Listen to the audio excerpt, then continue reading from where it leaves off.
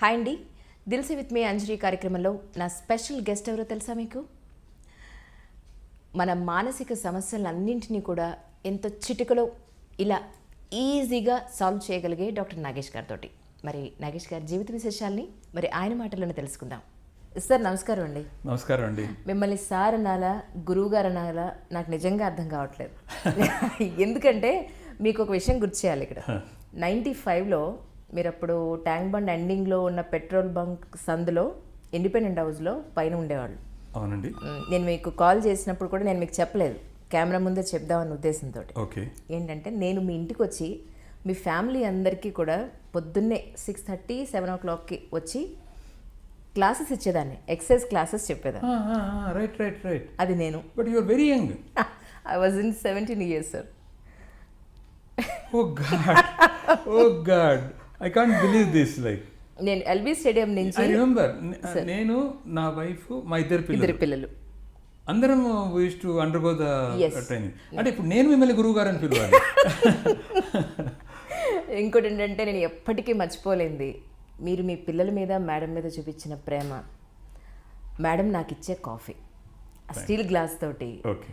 ఎంత మంచి కాఫీ ఇస్తారంటే, నేను ఇంటర్వ్యూ పొద్దున ఎందుకు పెట్టుకోలేకపోయాను, మేడం ఇంట్లో పెట్టుకుంటే బాగుండేది అనుకున్నాను. నిజంగా తప్పకుండా కాఫీ కోసమే. That is any time, that is not a problem. ఈ రోజుకి మా ఇంట్లో నాకు పెళ్ళైంది, 2 పిల్లలు ఉన్నారు, అయినా సరే కాఫీ మేడంలా పెట్టాలి. అది నాకు రోల్ మోడల్ అనమాట. ఆ కాఫీ అనేది నాకు రోల్ మోడల్, మేడం చేత్తో కాఫీ. వండర్ఫుల్. సో ఎప్పటికీ మర్చిపోలేను. ఇంకొక విషయం చెప్పాలి సార్, ఎందుకు అనంటే ప్రతి మనిషి, ఒక రిక్షా వాడైనా ఆటో వాడైనా సరే, ఎవరి జీవితాన్ని టచ్ చేసినా వారి వారి జీవితాల్లో ఒక పెద్ద హిస్టరీలానే ఉంటుంది. డెఫినెట్గా. నా జీవితంలో నేను మీకు ఇచ్చిన క్లాస్కి మీరు నాకు ఇచ్చిన ఫీ, నేను డిగ్రీ 2 సంవత్సరాలు చదువుకున్నాను. దట్ ఈస్ రియల్లీ గ్రేట్ అండి. నేను మీకు చెప్పింది 2 months, అయినా కూడా ఆ 2 months డబ్బులు చాలా జాగ్రత్తగా పెట్టుకుని 2 సంవత్సరాలు నా డిగ్రీ ఫీజు కట్టుకున్నాను. వండర్ఫుల్.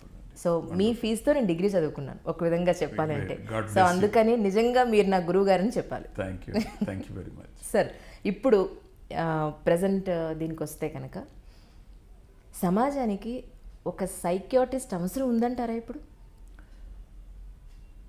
సమాజానికి ఒక సైకాలజిస్ట్ అవసరం అయితే చాలా వరకు ఉందండి. కారణం ఏంటంటే, ఇంతకు మునుపు అసలు మీరు చూస్తే, అంటే మన తాతలు తండ్రుల టైంలో మనం ఒక్కసారి గమనించామంటే, ఆ రోజుల్లో ఎటువంటి సమస్యలు కూడా ఉండేవి కాదండి. మీరు అడగచ్చు కారణం ఏంటి అని అడగచ్చు మీరు. ఆ రోజుల్లో ఎక్కువగా ఉమ్మడి కుటుంబాలు ఉండేవి. అంటే తాతయ్య తర్వాత పిల్లలు, మనవలు, నానమ్మ, అమ్మమ్మ, ఈ సంసారాలన్నీ కలిసి ఉన్నప్పుడు ఇంట్లో ఎవరికి ఏ సమస్య వచ్చినా కూడా ఎవరో ఒకరు అడ్వైస్ చేయడానికి ఉండేవాళ్ళండి. కానీ ఈ రోజుల్లో మీరు చూస్తుంటే మెల్లగా ఆ ఉమ్మడి కుటుంబాలు మెల్లమెల్లగా ఇండివిజువల్ కుటుంబాలు అయిపోయాయి. తర్వాత వైఫ్ హస్బెండ్ మాత్రమే, పెళ్లి కాగానే వైఫ్ హస్బెండ్ బయటకు వచ్చి వాళ్ళ కుటుంబాలు అయిపోయాయి. తర్వాత ఇప్పుడు ఈ రోజుల్లో wife or husband with children అయిపోతుంది. ఇంకా ఒక్కటి స్టెప్ వచ్చింది, హైదరాబాద్ వచ్చేసింది. అప్పుడు నాకు అప్పుడే కేసులు వస్తున్నాయి, లివింగ్ రిలేషన్షిప్ అంటారు, ఆ లెవెల్ దాకా వచ్చేసింది. ఇప్పుడు ఎప్పుడైతే వీళ్ళు సపరేటే వెళ్ళిపోతున్నారో మంచి చెడు చెప్పేవాళ్ళు ఎవరు కూడా లేరండి. సో ఎప్పుడైతే మనకు మంచి చెడు చెప్పేవాళ్ళు ఎవరు లేరో జీవితం అనేది చాలా పెద్ద ప్రాబ్లంలోకి వెళ్ళిపోతుందండి. ఒక చిన్న ఉదాహరణ ఇస్తాను మీకు. నాలెడ్జ్ అంటాం. ఈ నాలెడ్జ్ అనేది 2 రకాలుగా ఉంటుందండి. మొదటిది ఏంటంటే అకాడమిక్ నాలెడ్జ్ అంటాం. ఈ అకాడమిక్ నాలెడ్జ్ అంటే 10th class, intermediate, degree, MPhil, PhD, ఇవన్నీ కూడా అకాడమిక్ నాలెడ్జ్ కిందకి వస్తాయండి. సో ఈ రోజుల్లో మనం ఏం చేస్తున్నాము, దీనికి చాలా అకాడమిక్ నాలెడ్జ్కి చాలా విలువ ఇస్తున్నాము, ఇవ్వాలి కూడా. కానీ పిల్లల్ని ఒక మంచి స్కూల్లో పడేసాము, ఒక మంచి కాలేజీలో పడేసాము అని లక్షల ఫీజులు కట్టి పంపించేస్తున్నాము. కానీ ఇక్కడ ఇంకొక విషయాన్ని తల్లిదండ్రులు కానీ టీచర్లు కానీ మర్చిపోతున్నామండి. అదేంటంటే ఇంకొక నాలెడ్జ్ కూడా ఉంది. ఈ నాలెడ్జ్ని మేము లైఫ్ నాలెడ్జ్ అంటామండి. అంటే నథింగ్ బట్ ప్రపంచ జ్ఞానం అనుకోవచ్చు. ప్రపంచ జ్ఞానం అంటే ఏంటి? ఇప్పుడు ఎవరితో ఎలాగ జీవించాలి మనం అనేది. ఇప్పుడు జీవితంలో ఏం జరుగుతుందంటే, నేను చాలామందిని అడుగుతానండి, మీరు బతుకుతున్నారా జీవిస్తున్నారా అంటే ఏదో బతుకుతున్నామా అనిస్తారండి. కానీ బతుకుతున్నామనే మాట చాలా పెద్ద తప్పండి. మనుషులు జీవించాలి. జీవించాలి అంటే వాళ్ళు జీవితాన్ని ఎంజాయ్ చేయాలి. కానీ ఇక్కడ ఎవ్వరికీ కూడా ఎంజాయ్మెంట్ అనేది లేదండి. వీళ్ళకి ఎంజాయ్మెంట్ అంటే ఏ పబ్ కల్చరో, ఏ క్లబ్ కల్చరో, లేదా ఏ తాగుడో, ఏ స్మోకింగో, ఏ డ్రగ్సో, ఏ బాయ్ ఫ్రెండో, ఏ గర్ల్ ఫ్రెండో, ఇదే అనుకుంటున్నారు తప్ప దీనికి బియాండ్ ఉంది అనే విషయం వీళ్ళకి అర్థం కావడం లేదండి.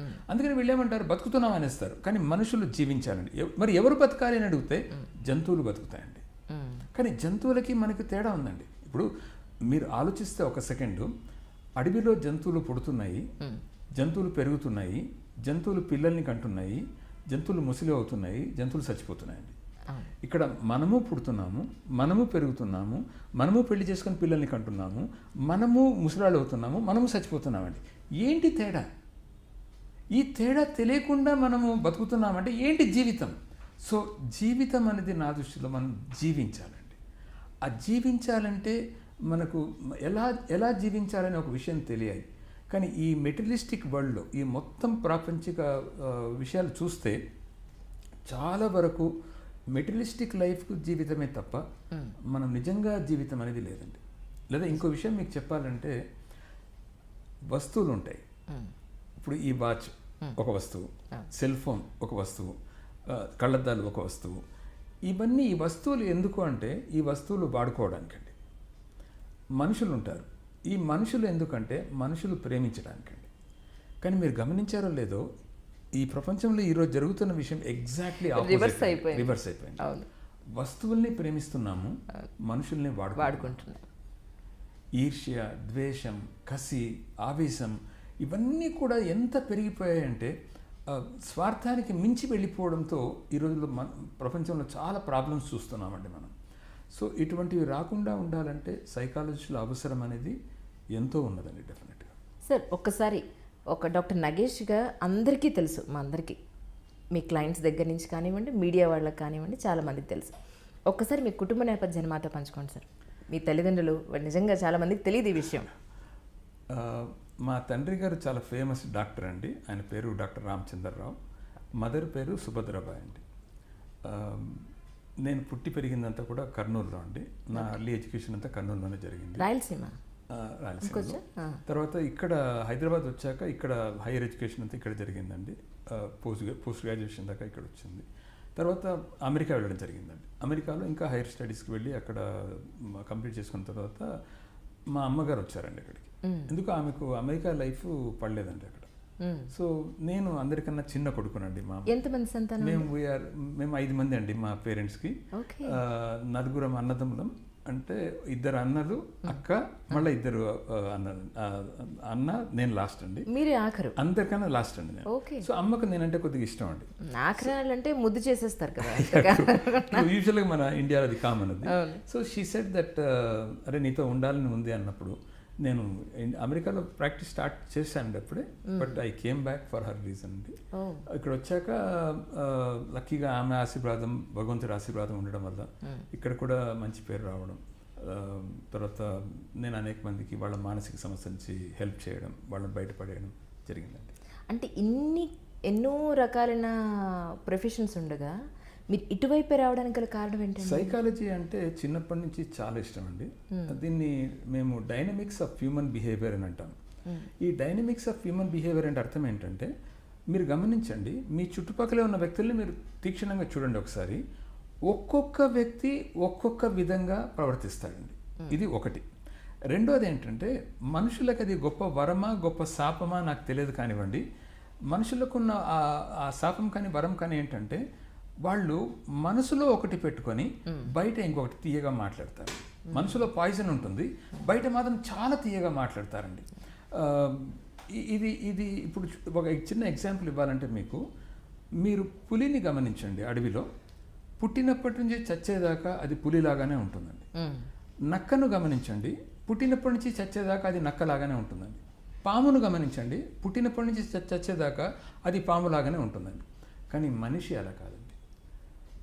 ఒకసారి పాములాగా ఉంటాడు, ఒకసారి నక్కలాగా అయిపోతాడు, ఒకసారి పులిలాగా అవుతాడండి. సో ఇది ఈ డిఫరెన్స్ మనం గమనిస్తే ఇప్పుడు, ఎందుకంటే ప్రపంచం అంతా నెగిటివ్ అయిపోతుంది. సో స్వార్థం ఎంత పెరిగిపోయిందంటే దానికి అంతు అనేది లేదండి ఈ రోజుల్లో. సో ఇది చూసినప్పుడు చిన్నప్పటి నుంచి నాకున్న ఆ ఇంట్రెస్ట్తో నేను సైకాలజీ సబ్జెక్ట్ తీసుకోవడం జరిగిందండి. అంతేకాదు నేను మధ్యలో వేరే దీనికి వెళ్ళినా కూడా నా మనసంతా దీనిపైనే ఉండేదండి. So again I came back. చాలా కష్టపడి నేను చేశాను ఇక్కడ హైదరాబాద్లో. దెన్ ఈ సైకాలజీలో ఇంట్రెస్ట్ రావడానికి కారణం ఏంటంటే మై బ్రదర్ ఇన్ లా, అంటే మా బావగారు, he was a very famous psychiatrist and hypnotist in New York అండి, అమెరికాలో. సో ఆయన అక్కడ వెళ్ళి ఆయన కలిసినప్పుడు, ఇన్ఫ్యాక్ట్ నన్ను అమెరికాలో బాగా హెల్ప్ చేసింది కూడా ఆయనే అండి. ఆయన సైకాలజీ సబ్జెక్ట్ మాట్లాడడం నాకు ఇంకా ఇంట్రెస్ట్ని ఎక్కువ చేసిందండి. అది ఆ విధంగా సైకాలజీ సైడ్ రావడం జరిగింది. మీకు గుర్తుందా సార్, మీ ఫస్ట్ టైం మీరు ప్రాక్టీస్ పెట్టినప్పుడు మీకు వచ్చిన మొదటి కేసు గుర్తుందా? గుర్తుందండి. ఒక అమ్మాయి వచ్చింది నా దగ్గరికి. యాక్చువల్గా ఒక ప్రాబ్లంతో వచ్చింది. తను ఒక బిజినెస్ మ్యాన్ కూతురు. ఇండియాకి నేను వచ్చిన తర్వాత వచ్చిన ఫస్ట్ కేసు. ఓకే, అంటే ఏ సమస్య వచ్చారప్పుడు? పేర్లు ఏం చెప్పక్కర్లేదండి, జస్ట్ అంటే ఎడ్యుకేషన్లో ప్రాబ్లంతో వచ్చారండి. She about 17 years of age అమ్మాయి. ఏకాగ్రత, ఆత్మవిశ్వాసం, జ్ఞాపశక్తి కరెక్ట్గా లేదు, కొద్దిగా మీరు ఏమన్నా సజెషన్స్ ఇవ్వగలరా, కౌన్సిలింగ్ చేయగలరా అని వాళ్ళ పేరెంట్స్ పిలుచుకొచ్చారండి. ఓకే, అంటే ఇన్నేళ్ళు, ఇప్పుడు ఎన్నేళ్ళు అయిందండి మీరు ప్రాక్టీస్ స్టార్ట్ చేసినప్పటి నుంచి? ఆల్మోస్ట్ నియరింగ్ అబౌట్ 40 years అండి. 40 years. 40 yearsలో మీరు స్టార్ట్ చేసినప్పటి నుంచి ఇప్పటి వరకు తేడాలు గమనించారా? అయితే మనుషుల్లో కానివ్వండి, మీ దగ్గరికి వచ్చే క్లయింట్స్లో కానివ్వండి, చాలా తేడాలు ఉన్నాయండి. In fact there is sea change అని చెప్పాలి. ఒకటి, సైకాలజీ బాగా ఈరోజు ప్రతి ఒక్కరు కూడా తెలుసుకుంటున్నారండి. సైకాలజీ ఇంపార్టెన్స్ అనేది చాలామంది తెలుసుకుంటున్నారు. అదొక చేంజ్ బాగా చూడగలిగాను నేను. రెండోది ఏంటంటే, మనుషులు కూడా ఇంత మునుపు ఉన్న రీతి, ఈరోజు ఉన్న రీతి, there is lot of difference అండి. సో ఆ డిఫరెన్స్లో క్లియర్గా తెలుస్తుంది కూడా.